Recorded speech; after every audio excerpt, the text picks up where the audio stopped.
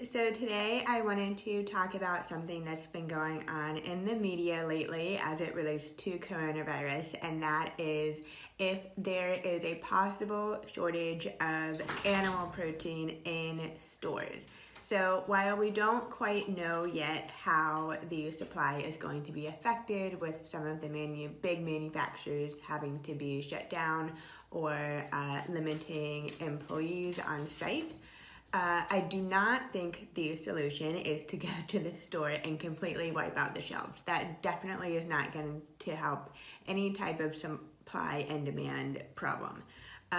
So instead, I've been doing a lot of work on writing some blog posts and articles on swap alternatives and how you can get protein in your diet through plant-based sources as well. So I'm not saying that we all need to now become vegan or plant-based, but what I am saying is that if we can just diversify where we're getting our protein from, then it's going to do your body a lot of good, it's going to do the environment a lot of good, and it can help ease the current potential issue of animal protein shortage. So before I get into where to get plant-based protein and how much you can actually get in a serving, I do want to just fully disclose that when I put together vegan meal plans for clients,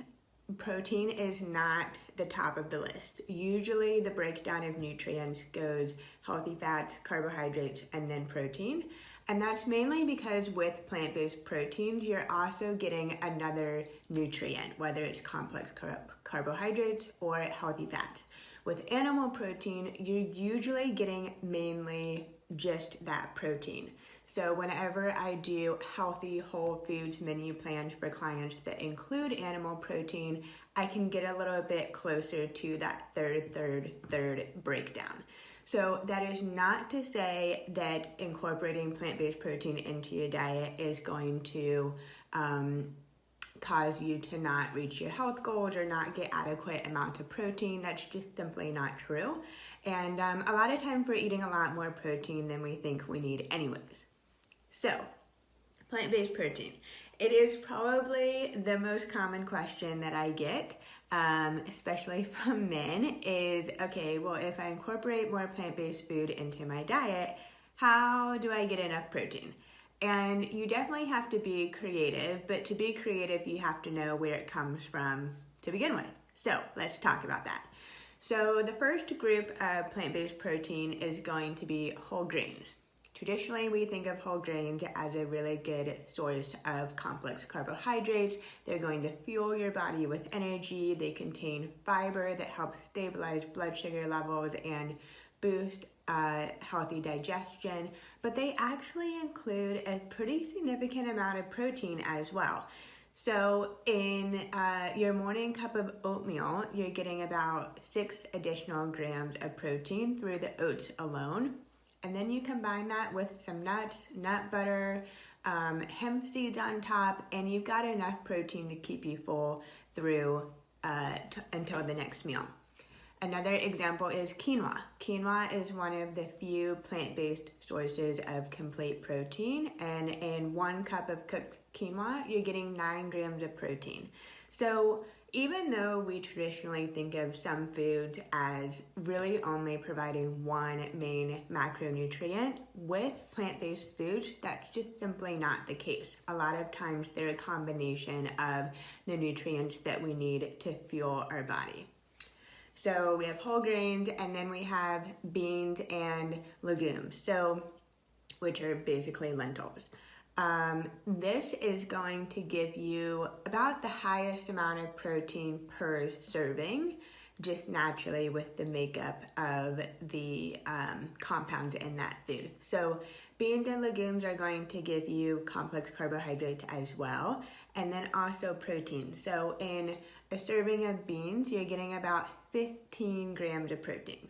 Now, I know what you may be thinking, Carly, I am not going to fill my day with beans. It is going to give me gas and unwanted GI issues. I get it. And if you're someone who is sensitive to beans, then maybe that's not the best source of plant-based protein for you. However, I think there's a lot of misconceptions around beans and legumes, and a lot of people aren't sensitive to it. You're just not used to eating fiber-rich foods in your diet. So if that's you, then I recommend to sticking with really only one meal that has beans and legumes in it, so that you don't experience some of those unwanted GI symptoms. But a dinner of a 3-bean chili with, if for vegetarians, some Greek yogurt and a little bit of cheese, or even just vegan with beans in it, is a really solid source of protein. You can get about 20 grams of protein in a bowl of bean chili, which is amazing. Okay, so whole grains, beans and legumes, nuts and seeds. So this group is a little bit different because instead of providing a good source of complex carbohydrates, a lot of nuts, all nuts, are a really good source of healthy fats along with protein. So they're going to be a little bit more caloric and calorie dense, but that's okay. It's full of healthy fats. Our body needs those healthy fats in order to thrive and absorb vitamins and minerals from our food. So some vitamins, vitamin A, D, E, and K, actually can't be absorbed by the body without some fats with it. I also am working on a project for a company, and we're partnering on brain healthy foods, and your brain is made up of about 60% fat, and half of that being omega-3s. Omega-3s come with a lot of plant-based sources of healthy fats like nuts and seeds. So one of my favorite seeds of all time is hemp seeds. So in 3 tablespoons of hemp seeds, you get 10 grams of protein, which is so significant. If you have ever worked with me one-on-one, then you know my love affair with hemp seeds. I have probably told you to buy the individual package, stick it in your bag, and travel with it at all times.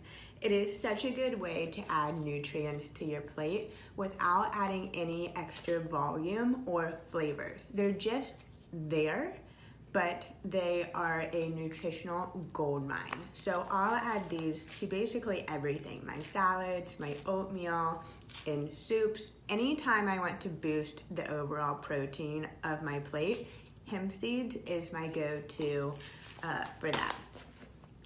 Okay, so moving on, those are kind of the main areas of plant-based protein sources, but we have 2 groups left. So the next one isn't really a group, it's just a food item, and I might love it even more than hemp seeds, and that is nutritional yeast.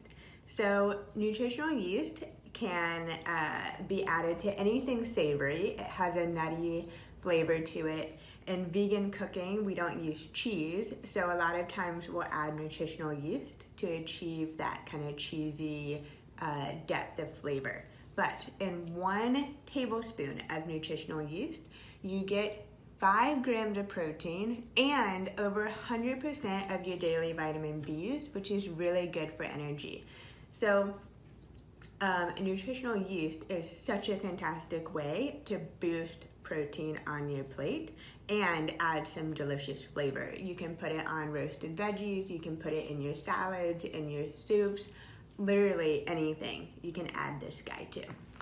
And then the last group is plant-based protein powders. So I always prefer to get my food through whole food sources, but I love smoothies, and part of my healthy smoothie formula is protein, because protein is what helps keep you full, it satisfies hunger, and if you don't have protein in your smoothie or on your plate, then you're probably going to be hungry a few hours later. So there's a lot of great plant-based protein powders on the market, and you can get upwards of 25 grams per scoop, which is pretty significant. So a lot of vegan eaters will supplement with protein powder throughout their day. And you can add it to smoothies, you can add it to your morning oatmeal, you can even bake with it. So there's a lot of different ways to boost your protein with protein powder. Some of my favorite brands include Garden of Life Raw Sport Protein Powder. They are not paying me to say that, but I get asked that all the time, and it just is really mild and not very chalky. A lot of times with vegan plant-based protein powders, you will pick up on like a chalky texture. Vega Sport is pretty good as well, and then I've also tried the Amari protein powder, and it's really good too. But if you're looking for an easy one, you can get on Amazon and in the grocery store. Garden of Life, the Sport protein powder is one of my favorites. So hopefully that was helpful. Maybe you experiment with going meatless until dinner time, meatless Monday, or you pick a week and go meatless for the entire week and see how your body feels.